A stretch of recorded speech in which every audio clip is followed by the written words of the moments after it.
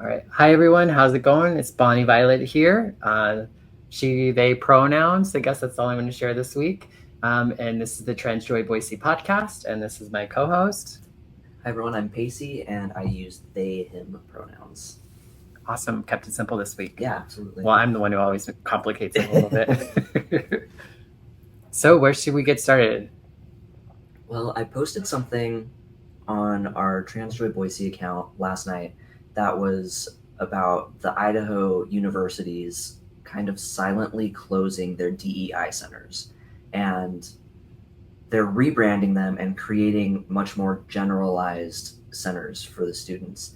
And people had a lot to say about that. Yeah, I kept getting notifications that I think, it seems like to be one of our most, at least recently, most kind of interacted kind of posts, whether it's hearts as well as a lot of comments too, and then a lot of shares too. So, and I didn't follow all the conversations, which it sounds like you might have on other. Yeah. What have people been saying? A lot of people are just upset, first of all, because it's such a wonderful resource for marginalized students. And I think a lot of these students, especially in the LGBTQIA family, don't really have a source of comfort and support when it comes to these matters outside of that center. Gotcha. So people are really upset about that. And then I also saw a lot of people that had worked there and are upset that it's gone. And one comment that I found particularly valuable was someone said, disabled people are very affected by this as well, but you don't see that in the narrative. And I was like, oh shit, you're right. Like I've been looking at this through like a queer lens, trans lens.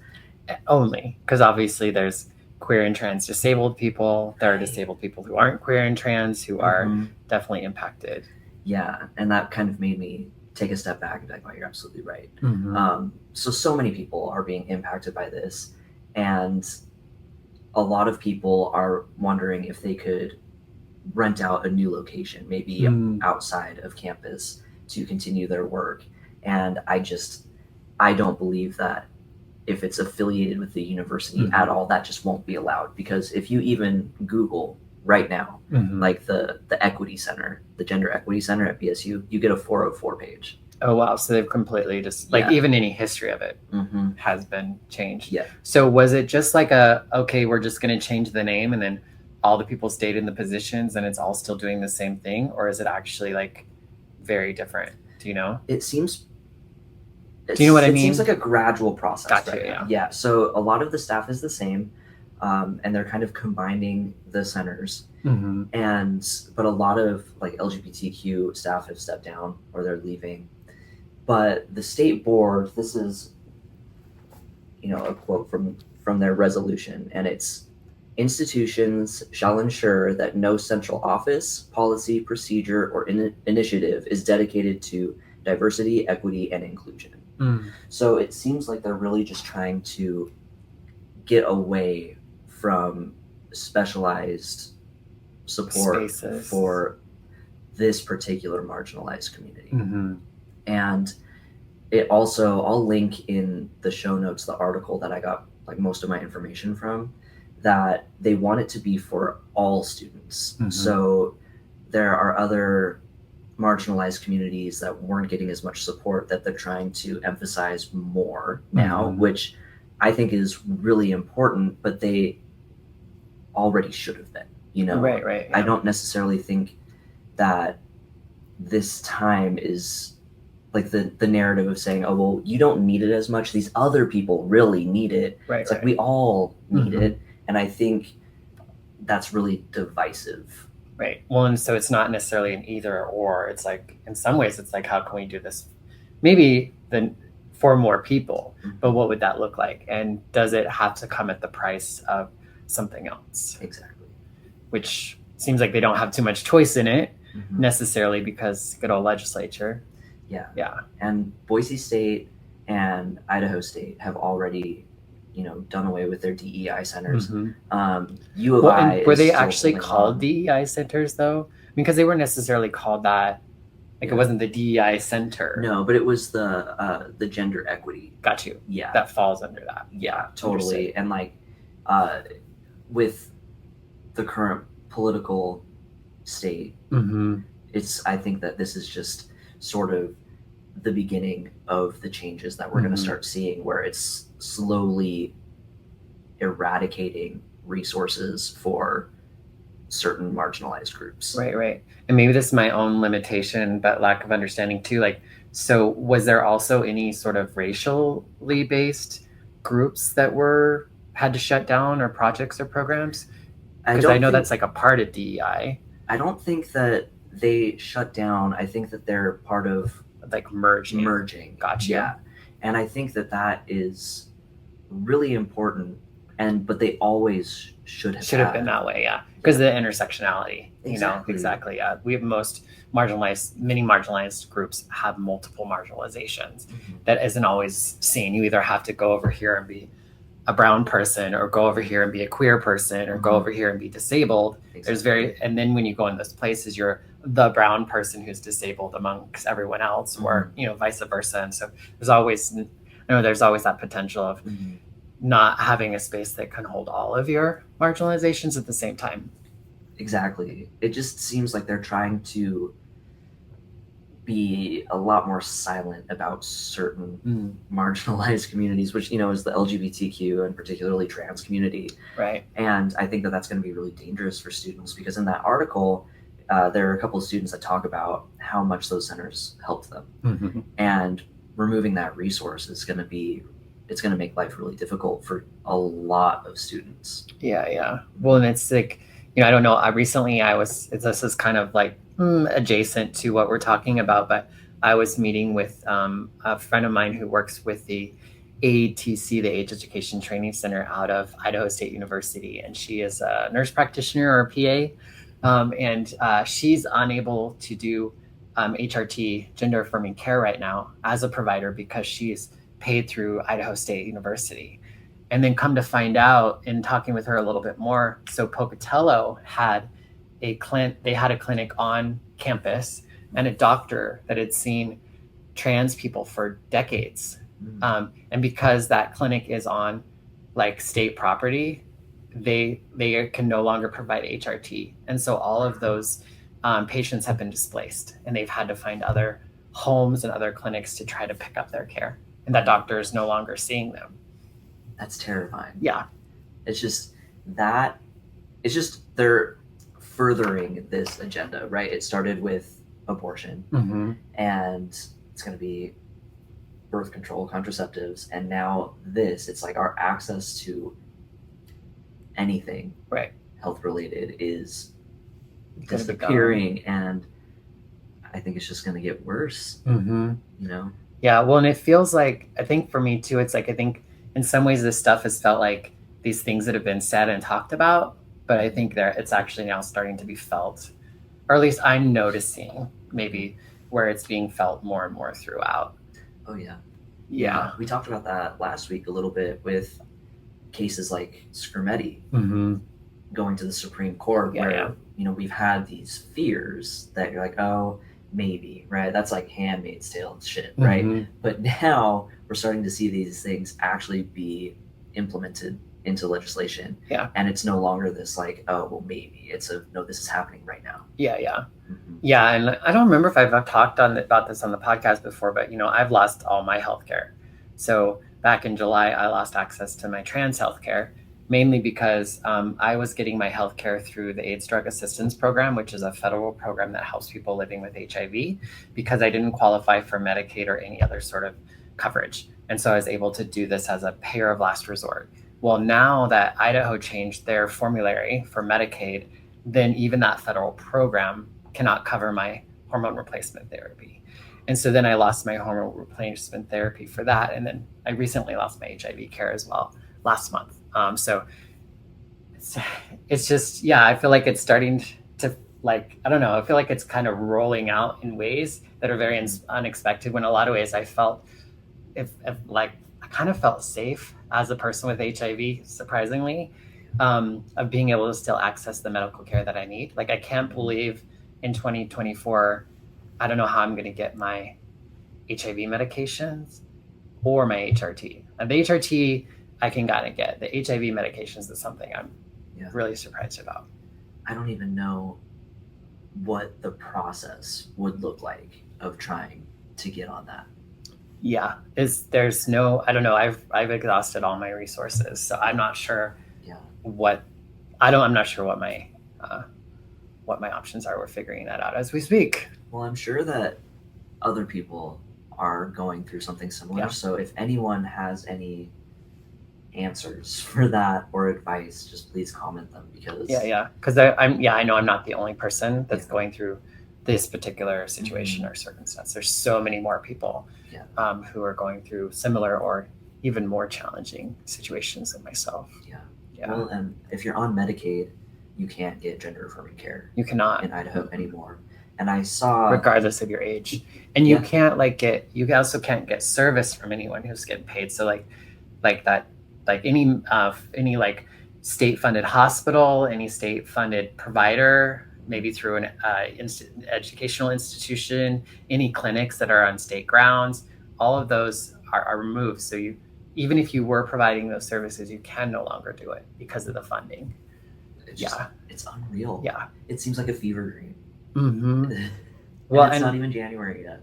Yeah. And well, and there's so many little things that it feels like we're just kind of like, because last weekend I went and did like a paperwork party where we went and met with a bunch of people that fill out paperwork around name change. And like, I hadn't even planned to change my gender marker. So bad. I didn't know it was Saturday. It was so great. Like, it was so great. We're planning on, I need to talk to you about this, but we're looking to do it on a monthly basis. I want to start like a Trans Joy Cafe where we have like a social support group. And then we have these also paperwork parties and other things that can be happening. So I haven't talked with you yet about that. Yeah, let's talk about that after this for sure. But it went really well. I was at the Flying M, of course, and I was talking to the girl that does the gift shop. And I was like, why is it so busy here? Because I was trying to work. And she's like, it's Saturday. And I was like, oh, I thought it was like Wednesday. Oh, wow. And then a little bit later, I was like, oh, that's what I was going to be doing. But yeah, it was really fantastic. When I had went there, and I would encourage people if they get an opportunity to go, because we were able to talk about, folks were talking about marriage, they were talking about adoptions, they were talking about wills, name changes, gender markers. We had lawyers there. We had like the judicial clerks. We had notaries. Computers, all that sort of stuff. So it was really great. And, I haven't been one who's been really pressed on, say, changing my gender marker. It's not that big of important to me, whether it's an M or an F. If I could get an X, I would love that. But I really wasn't too concerned about changing my gender marker, just my name. But in talking with some of the other trans folks that were there who have had their name changed, but not their gender marker, they say they've dealt with problems over and over and over again. Anytime they have to share their ID, there's the potential of people going, what? Huh?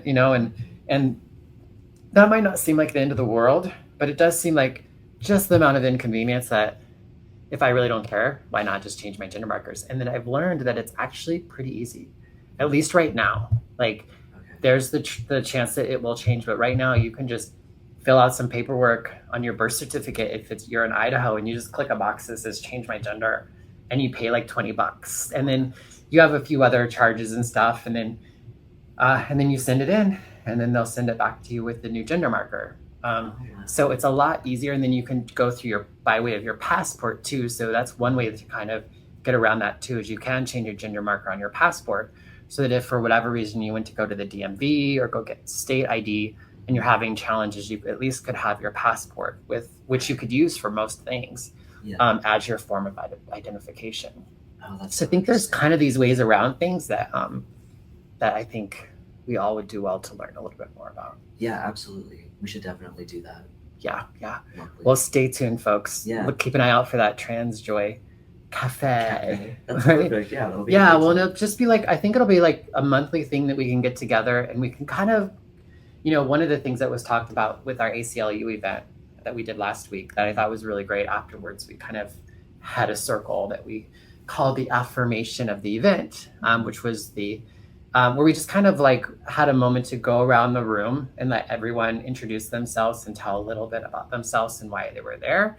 And then to kind of share any like thing helpful that they could share to the group. And I'm thinking something like that might be helpful to do ongoing, just to check in to see how people are doing, share what's going on, and especially once we get into the legislative session and all that sort of stuff, we'll have kind of this regular time that we all get together that we can support one another in whatever kind of comes our way as it's coming our way. Yeah, I think that's a great idea, because so many people there had very specific problems or issues, and they felt that they had exhausted all of their resources. Yeah. And then in a room with enough people and you talk about it, someone's going to have something that can potentially help them. And that's what we found that night. It was really powerful. It was really cool to just witness. Yeah. Well, and I think the thing that I find out more and more in those conversations too is we had obviously there were a lot of trans, non-binary, two-spirit, gender variant folks, and like their loved ones. So there were parents of youth who were, in transition. But there were also a lot of allies. And I know I've had a lot of conversations with other allies that are like, I want to help and I kind of want to go to these things, but I don't know if it's for me. And I do think it's important. Most of these spaces, I think, unless it says trans and gender nonconforming people only, that you're probably welcome. And it would be I would encourage you to come. I'd also, though, encourage you to be mindful of how much space you take up in that and what you do with the space that you're taking in. Because I do feel like sometimes people can, I don't know, it's like one of the challenges I had, like I really wanted to spend more time with, say, the young people who weren't accessing healthcare or their parents and kind of talking a little bit about that. And we ended up, I think the great thing, and I don't want to criticize this particular circle because I think it went really well in meeting what we needed for that moment. But I think sometimes the challenge is, I think, and maybe the difficulty is being an ally is really, how do I fit into this picture? How do I show up and how do I not show up when I'm in these spaces? And those are things I would just encourage more allies to do the work and to show up and to learn, while also thinking about how are you in that space and are you taking the space or the energy from the trans non-binary folks in the room. I guess with that, I think it's a hard line to walk. Totally, because it's like such a difficult balance to achieve, right? But I want to challenge people to do it. Oh, absolutely. Like I want to challenge as an ally that you wrestle with that a little bit. I think it's necessary at this point, because I know a lot of allies too, and they kind of feel helpless right now because they don't know what to do, but they also don't really know what's going on. And I think the first step in anything is knowledge.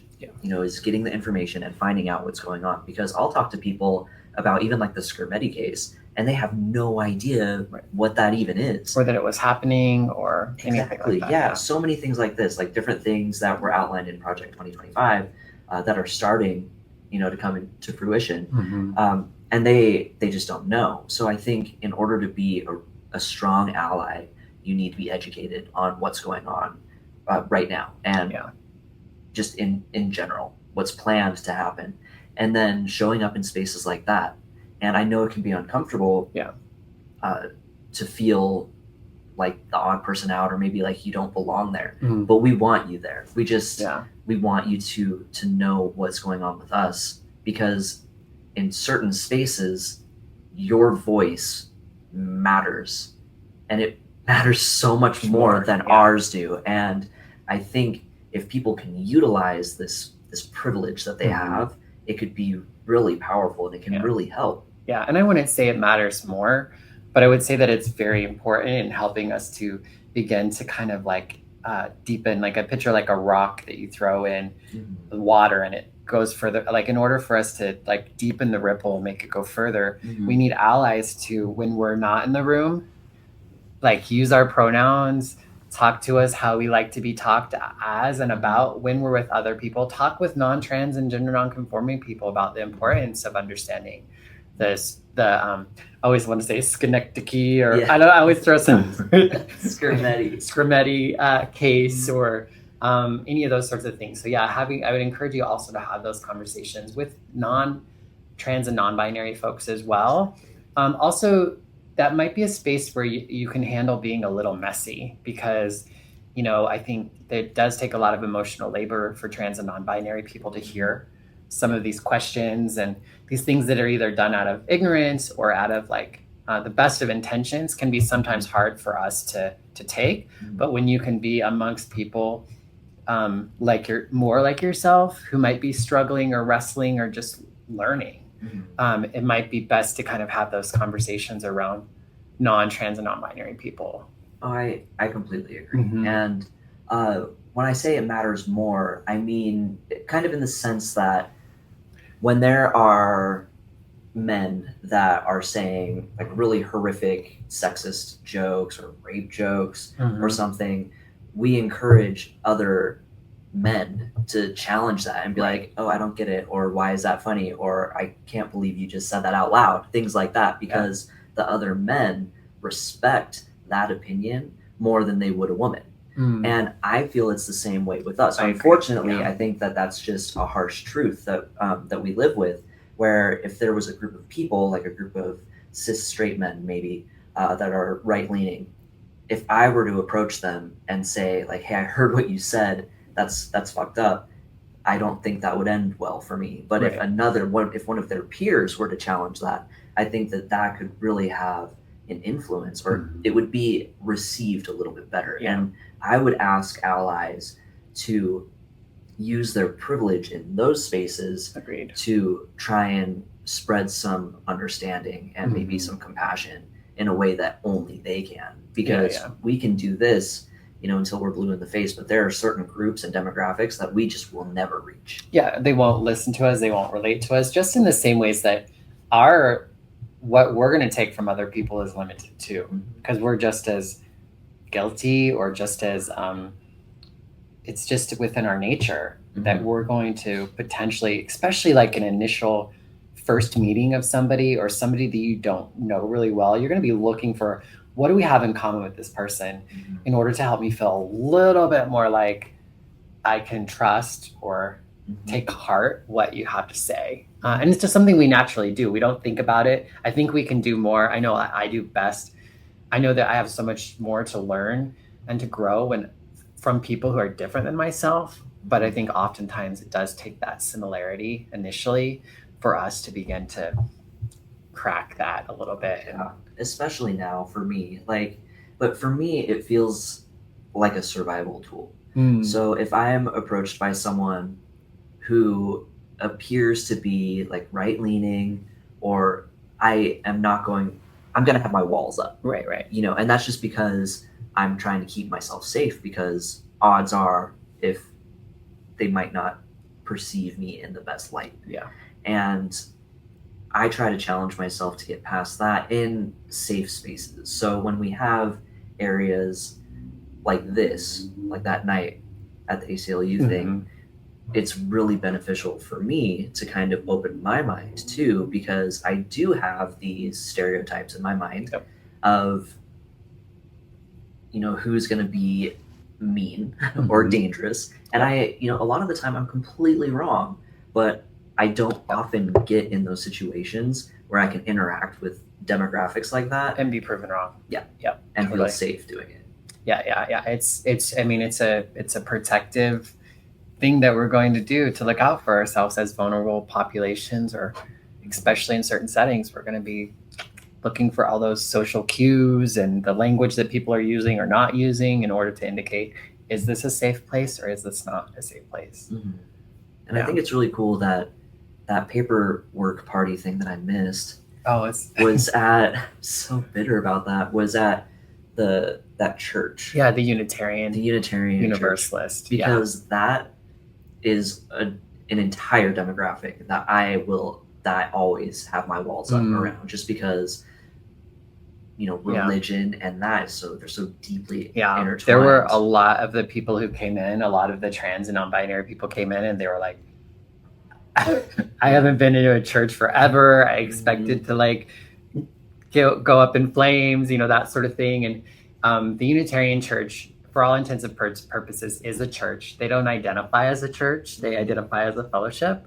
But in every if you have the trauma, looks like a church, acts like a church, talks like a church, it's a church. And so many of us do. Exactly, but they don't have like the religious iconography, and you're surrounded by people who look like us, and so you're like, huh, how does that work? So it is kind of a safe space, and so I would challenge people to kind of lean into some of these spaces, because I think it can be a resource that could be helpful.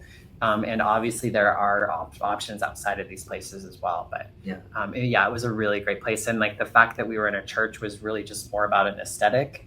There wasn't anything innately religious or even spiritual about what we were doing, other than we were showing up for one another. You know, I mean, there were people, I remember like someone was filling out her paperwork and she just started crying because she was just like, oh my God, like this is really happening, you know? And there was like frustration and anger and excitement and all these sorts of feelings. And it was really cool to see other trans and non-binary people, because there were people who just been through the process who just showed up just to help out. And those folks were just so helpful to be able to just affirm and say, yeah, girl, yeah, it's hard stuff. Of course you're crying. It's okay. Like, you know, take your space that you need to take or whatever, like, it's okay, you know? So, I don't know. I think, and that's partly why it was so important to have doing it in community, is because like I myself, I haven't done any of this stuff for a long time because it's just been too much to do sitting at home on my own.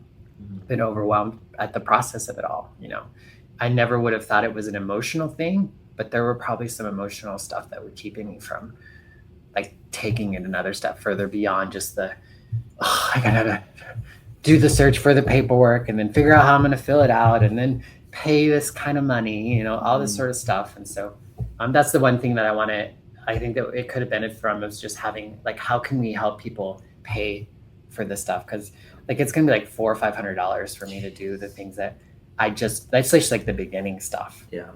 Once the name changed and that, then there's all the other stuff that you get to do with your doctors and Social Security and all that sort of stuff. So it's quite a journey, and they're really suggesting to do what you can now, because who knows what it's going to look like in even just a couple of months. Exactly. And even like not getting it all done right now, because that sounds really daunting and intimidating, but getting the process initiated. Well, and the gender marker, if that's something that you're really wanting to change, you might want to do that sooner than later. So like for me, I haven't even like actually you know, I filled out the paperwork, but I haven't done anything with it yet.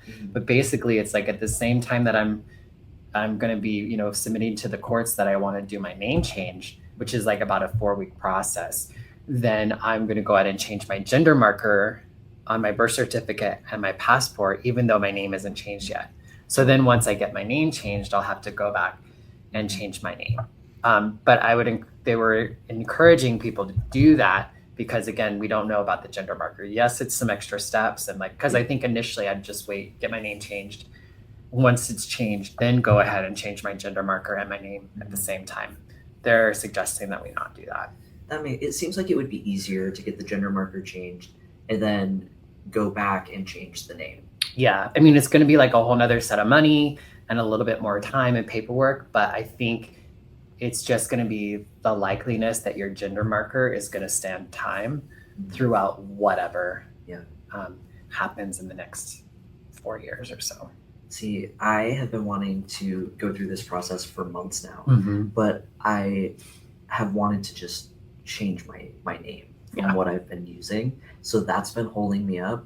And now I'm just kind of like, I just got to decide on something and go and just get it done. And the lady from the clerk's office was there, at least from Ada County Clerk's office. She was there to help us out. Oh, wow. She was super fantastic. And there's also like one judge who handles all of this, and the judge is really great. I guess it's really easy. It's technically, and when you go in, it's like everybody kind of who's getting their name changed does it all on the same day pretty much. But the time that you're with the judge itself is just a matter of minutes. Like they literally call you up, they say, hi, blah, blah, blah. They say, you want to change your name from this to this, and you say yes, and they'll ask you why. And you can say whatever reason. You don't have to say you're trans. You could just say, most of my friends call me this, or you can give any reason. And then they'll ask you, is your reason because I think it's something about like, I think it has something to do with like a sexual offense, like are you a sex offender, or are you escaping like bills or something like that? Okay. And you just say no or whatever, and then they'll change your name. So, and then the other aspect is you do have to pay to have it in the Statesman. If you're in Boise, there might be, depending on where you're at, and so you have to run it for, I believe, 4 weeks. You have to pay for it to run. And then I know one of the things that I was afraid of is that because my understanding is that you had to publish your address and your name and why your name changing, which I thought it was going to say because I'm a tranny. Yeah, right. But you don't have to put that. You can just say I'm changing my name because I'm naming myself after my grandparents, or you can give whatever reason you want. Right. So you don't have to say because I'm trans. Mhm. You can if you want, but it's not something that you have to do. And it's also, I don't believe, something that would keep you from it happening either. So Do they list your address? that I would have to get a little bit more clarification on. 'Cause that seems dangerous. For some reason, I thought that, and this was like, part of this is a combination of my old understanding of things, and then going through this huge process. I mean, I was there for 3 hours, and so there was a lot of new information that was coming to me, and then there was also like a lot more questions that I probably could have asked. So I can't say for sure that you do have to share your address. You might have to probably at least, like, it's important that you live in Boise and that it's posted in like a Boise paper. Right. But I don't know if you have to put your exact address. So that's something that we can definitely look into and like let folks know about. But also, if you call the clerk's office, they'll tell you as well. So you can actually even just go into the office and they'll help you out. So from what I understand, it's a pretty painless, or I want to say there's a lot that's been done to create as little resistance, because it's already a big deal anyway. But it sounds like there's a lot of allies en route to getting your name changed and your gender marker changed. Okay. Yeah. Awesome. I know we weren't necessarily planning to go into all that, but I think it makes for a great podcast episode. I think so. Yeah, I think we covered a lot of really important stuff this week. Yeah, and I know we were going to talk a little bit about the holidays, but you know what? The next week is still the holidays, so maybe even more the holidays. Even more so. So next week, join us, and we'll be talking a little bit about how do we navigate through the holidays as queer, trans, non-binary folks with our families and chosen families and what have you. I think also, as like you and I are also people in recovery, whether you're recovering from eating or drugs or alcohol or religion, holidays, just like mental health. Exactly. Like holidays can be a difficult time for everyone, but queer and trans folks can have a very unique experience as well. And so we wanted to share with you some of our tips and tricks, if you will, as well as we'd love to hear from you on what you like, or if you have questions or things that you would like for us to address or talk about, just leave them in the comments or direct message us on our socials. That's perfect. Awesome. Yeah. All right. Well, take care. Have a great week. Until next time. Yeah. We'll see you next week. All right. Bye-bye.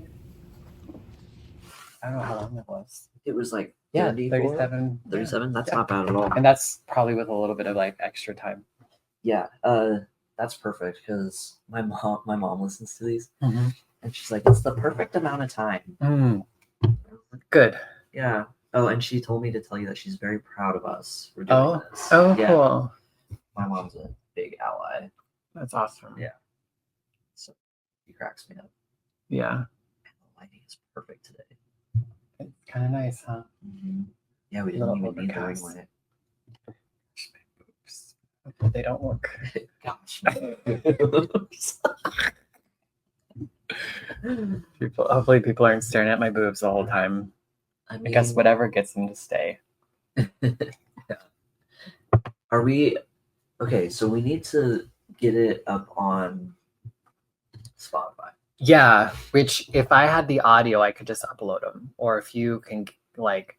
Well, you'll have the audio for this one. I will have the audio for this one, so I can go ahead and upload it tomorrow. And you have the audio from... I don't from the pilot or the first one. If I do, I don't recall where from. Well, I should have the original video because I uploaded the one video. Yeah. So I should be able to find that one. The pilot is just the one that I might not. And I was actually considering of putting that behind a paywall. Yeah, but we're gonna have it on the YouTube though too. They could watch it. Well, yeah, we could always take it down from YouTube and put it behind a. Because I was trying to rip the MP3 from. Oh, I didn't stop this recording.